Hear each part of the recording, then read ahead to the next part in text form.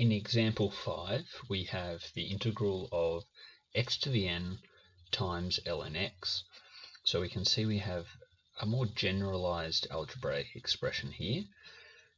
Since that's the algebraic term and we have a logarithm, Liate tells us that we should set u to be ln x. Makes sense, we know how to differentiate this.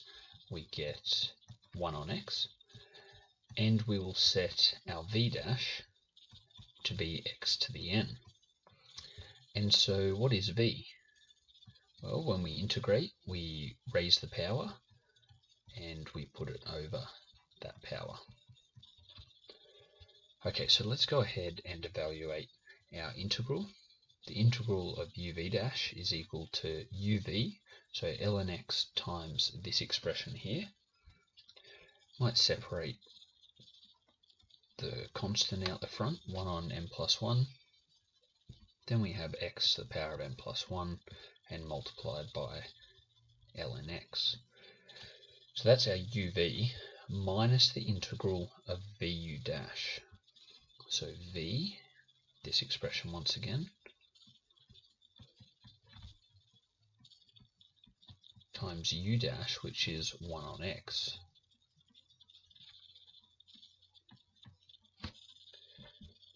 Now let's notice that this constant, 1 on n plus 1, not only could it come out the front of the integral, but we can completely factorize it. So let's bring it right out the front.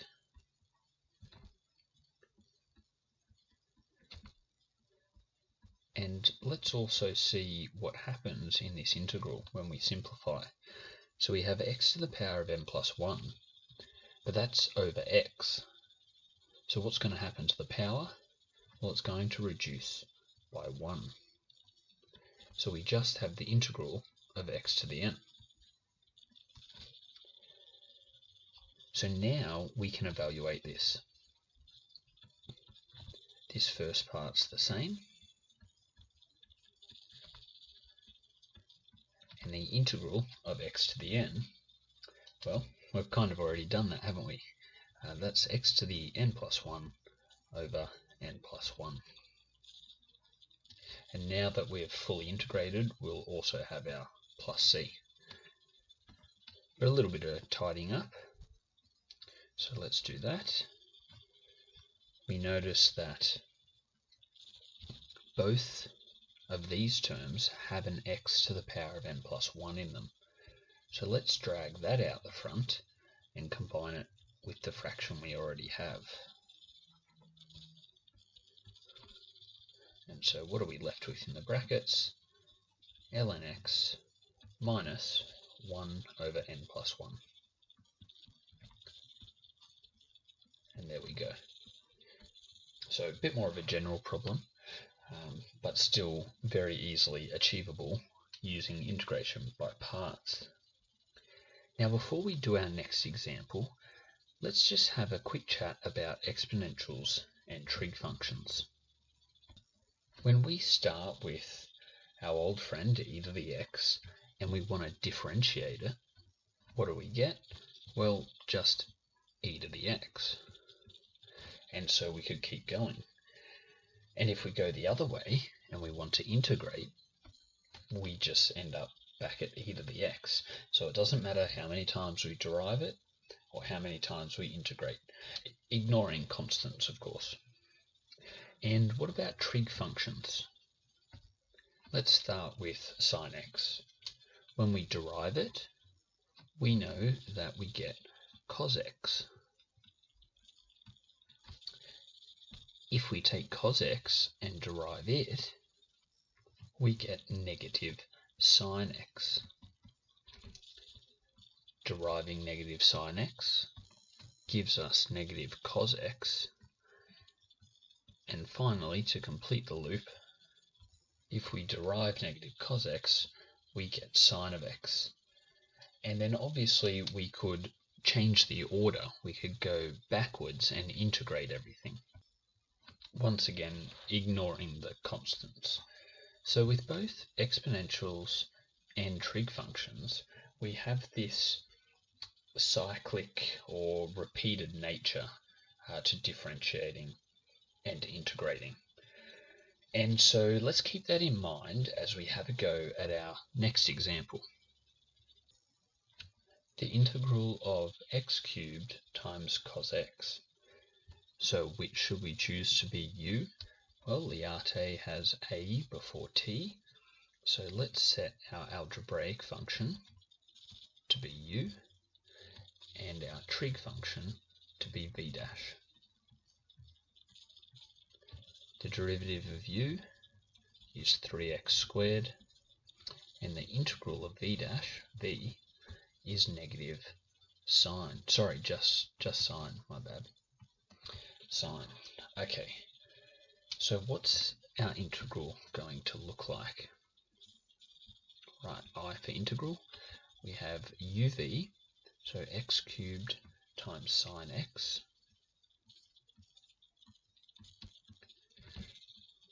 minus the integral of the u dash, so 3x squared times sine x.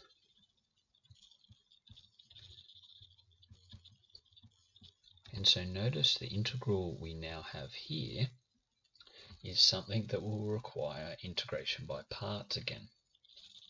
Alright, let's just label what we've put down here using our u's and v's and u dashes and v dashes. So this was u and this was v. And here we had u dash and v. But we need to start again. We need to do another integration by parts. Okay, so I'll change up the color, and focusing on this integral, what are we going to set as our new u? Well, that'll be the 3x squared because that's algebraic, and sine x will be our new v dash. So let's do another little list off to the side. If 3x squared is u, then u dash is 6x, and if v dash is sine x, then our integral of sine x, is negative cos x. Okay, so still continuing on, this x cubed sine x doesn't change, but now instead of taking away the integral, we are going to apply integration by parts. So let's treat this as its own question and use the green to help us. We have uv, so 3x squared times negative cos x. So I'll just put the negative out the front. Minus the integral of the u dash, so negative cos x times 6x. Negative 6x cos x.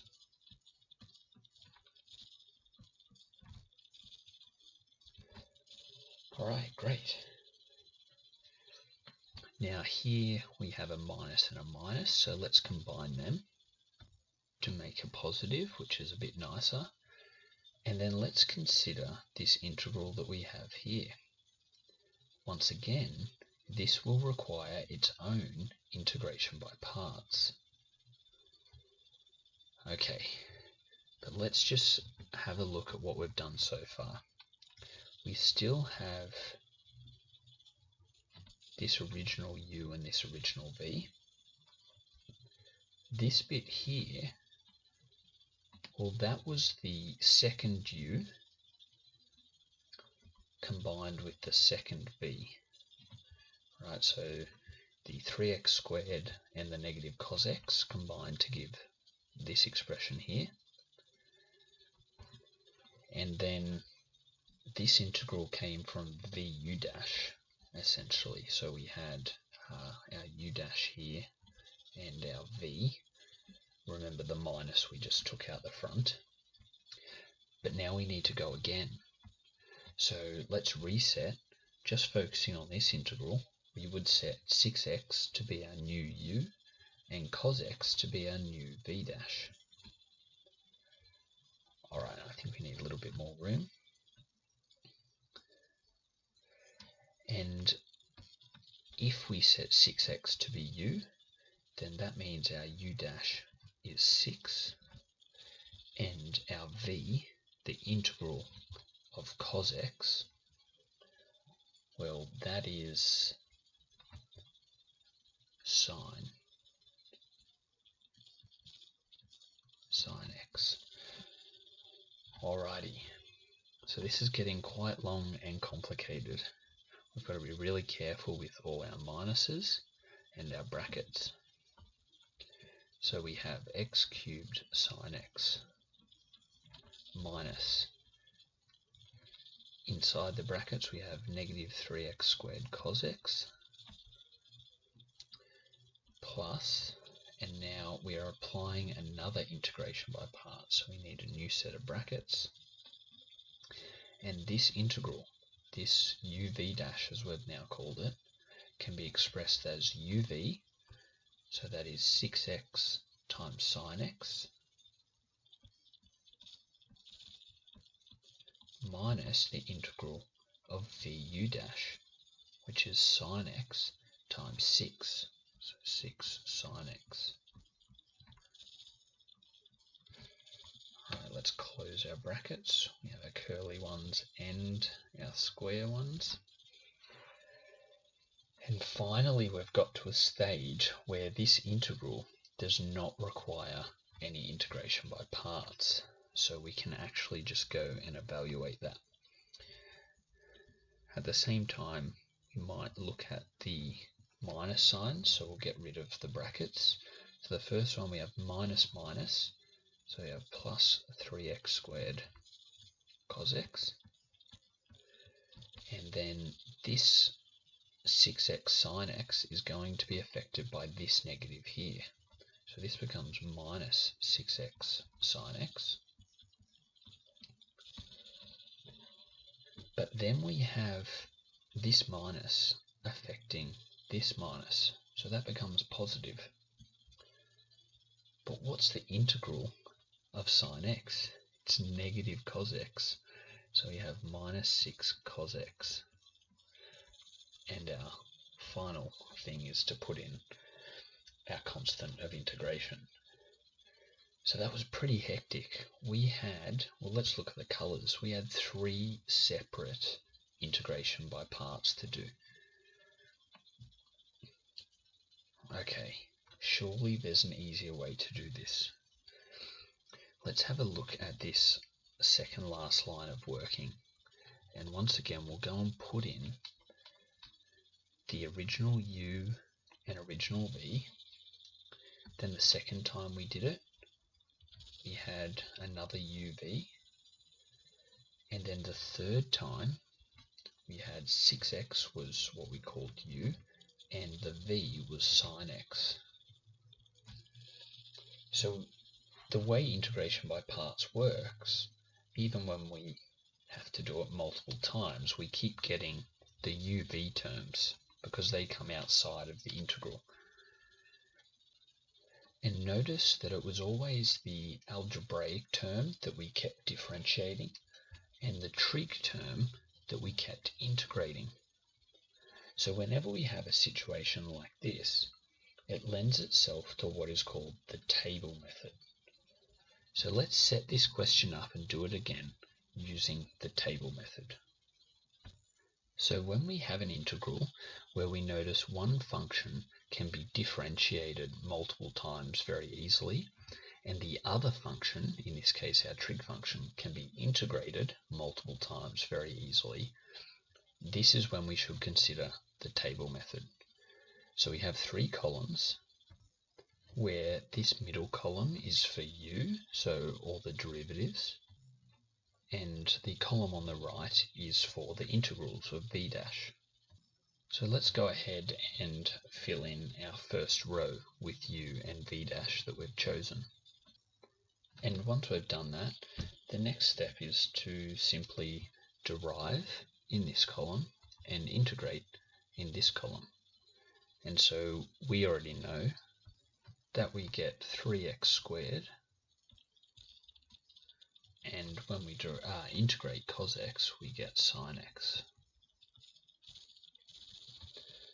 Okay, great, but what happens next? Well, let's just go back up to the working that we were doing before.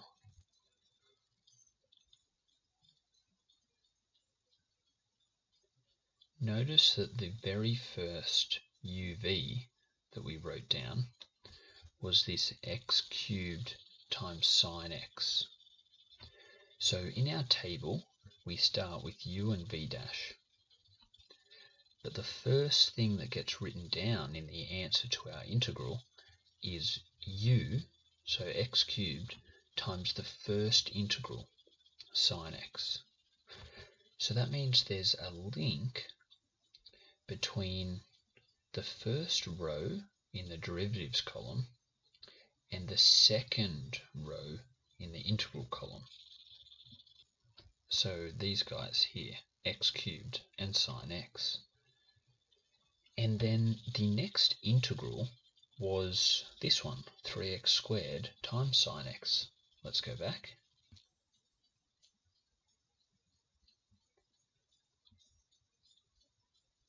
So here it is here. Here was the next integral. Right, so we've got those in our table, and then we decided to update. So 3x squared became our new u, and sine x became our new v dash. And using that, we differentiated and integrated once again. Okay, so what I might do is leave the x cubed and sine x in blue, but 3x squared, that became our new u that we wrote in green. And our new v dash, sine x, when we integrated to get v, we got negative cos x. And so these two are linked. But let's just go and double check that again. Alright, we'll just stop here. There we go. So we had uv. Let's see if we can capture this all in one go. Our first uv was x cubed times sine x. So that's this first combination here. Then our second uv, when we updated everything and did our second integration by parts, we had 3x squared times cos x, or times negative cos x, I should say, because there's a negative. But notice that in the final result,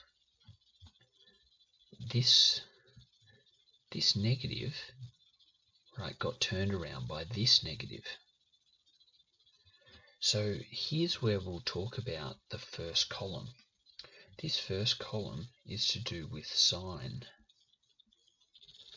So your very first uv, so in our case x cubed times sine x, that's a positive uv. And then you minus your next integral, vu dash. That minus, which we can see here, impacts our next uv. So we put a minus here, and so on. Right, so down the left, we alternate the sign, starting at plus, and then going to minus, and back to plus, and so on. Alright, so let's finish off our table a little bit quicker now. We'll start with the signs, and then we'll go to the derivatives.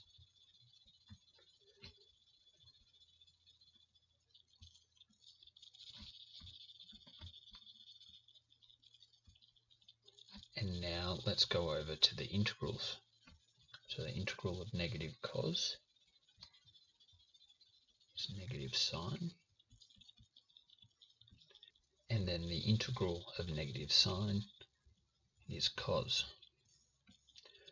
Let's connect the diagonals, and hopefully we can now see why we only need 5 rows for this particular problem, because obviously 0 times anything will just be 0, so we don't need to go any further. And in relating this to the question we did earlier. Once we got to the integral of -6 sine x, so looking across the row here, this integral, we were able to evaluate that without integration by parts, and we could just say that that is 6 cos x. And so once we've set up our table like this, we can just write out our answer as follows. The integral will be equal to x cubed times sine x, and that's positive, then minus, because we have a minus, 3x squared times negative cos x plus 6x times negative sine x minus 6 times cos x. And when we go and simplify by accounting for the minus signs, here we get positive 3x squared cos x. Here the minus gives us minus 6x times sine x. And we're done. Once we add in our constant at the end, once we do that, we have the exact same answer that we got before. Let's just compare. There we go. So this table gives us a really quick way of doing integrals where you can see one function can be derived multiple times quite easily, and the other function can be integrated multiple times quite easily.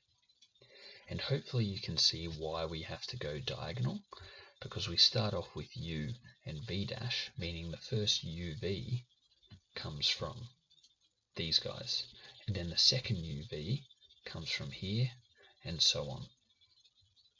Apart from the time saved in doing the table method, another major benefit is that you're less likely to get all messed up and confused with the plus and minus signs, because you have so many brackets within brackets, depending on how many times you have to use integration by parts.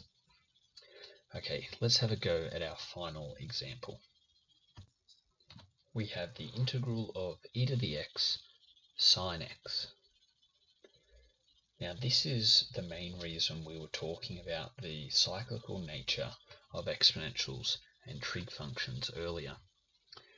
Whether we choose to differentiate or integrate e to the x, we will continually get e to the x, and whether we choose to differentiate or integrate sine x, we will just go in a cycle from sine to cos to minus sine to minus cos and back to sine x. So in this case, if we set up a table, we will just cycle through and we will never reach zero. So in the previous example, the table worked really nicely because our middle column got to 0, and so we could finish off. But here, we'll get a bit of repeat. So what do? Well, the trick here is that when we do see something like the original integral again, we stop there. So we set up our table and we just have to decide our u and v dash. Now for this particular example, like we talked about, it doesn't really matter, but if we follow Liate, then our trig comes first. So let's set u to be sine x, and therefore v dash is our e to the x. Okay, so first derivative of sine is cos x. Okay, and the integral of v dash is just e to the x. And so we have our first uv, which is going to be between sine x and this e to the x. We can also fill in our sine column, so plus and then minus and then plus and then minus. Let's go back to our derivatives. Derivative of cos, negative sine, and the integral of e to the x is e to the x. And so we have our next uv. It's this cos x times this e to the x. And then we go, okay, minus, wait a sec. Looking across the row here, this integral. So this would be our next integral that would be written out if we were doing it the long method. This integral looks very similar to our original question. In fact, it only differs by a minus. So when we see this, this is where we stop. We don't need to keep going like this. I mean, can you kind of see what might happen anyway? If we've got a sine x times e to the x, but then a little bit later we've got a minus sine x times e to the x, they're just going to cancel out. And what would the next one be if we kept going in this table? We've already got a cos x times e to the x, and then we'd have a minus cos x times e to the x. So that would cancel out as well, and we'd just be back where we started. So yeah, this stuff in red not needed, and we can just stop. Oops. And we can just stop where we said. So let's write out what we've got so far for our integral. Our integral is equal to the first uv. So I'm going to write the e to the x first. So e to the x times sine x, that's positive, minus e to the x and cos x multiplied together. And then instead of another uv, because we've decided to only do these two, what we have here, if you look across the row, is a uv dash. So that's the integral.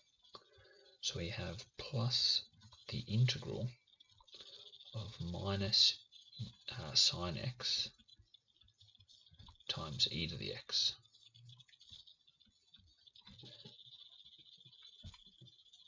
But considering we've expressed our original integral as the letter I, let's do the same for this guy.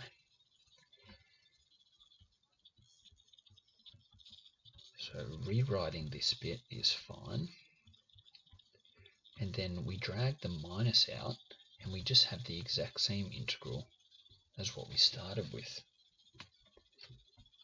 And so let's collect our i's together. So what we're going to do is we're going to add the integral to both sides. And so that gives us two lots of the integral on the left, and then just these two terms on the right. Now I might take this opportunity to factor out the e to the x, and so we have sine x minus cos x left. But of course we don't want two lots of the integral, we just want the value of the integral. And so halving both sides gives us e to the x on 2 outside sine x minus cos x. And that's it. For this particular question, because we only had two multiples of uv, this wouldn't have been too bad to write it out like normal. But you can still see how useful the table method can be. The main thing in this case, when we didn't have either term going to 0, is we needed to know when to stop. And the best place to stop is when we notice, looking across the row, that we have something that matches up with our original integral. Now remember, you can always take your final integral answer, and I should just add in our plus c.